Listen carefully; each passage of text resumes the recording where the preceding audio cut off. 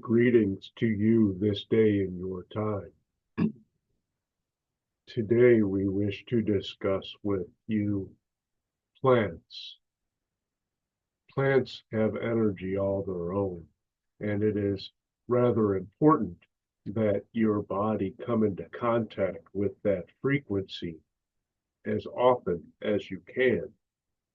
We recommend having plants throughout your home, but we understand that that is not always likely, and some do not have the green thumb which you reference in your physicality.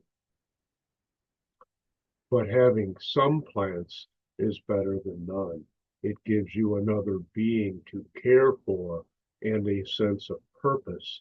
And as long as you are listening to them, or you can ask those plants to speak with you, you can draw information from them.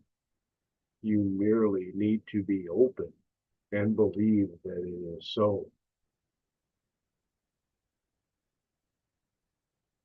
Having them present will enrich your life in the non-physical realm as well.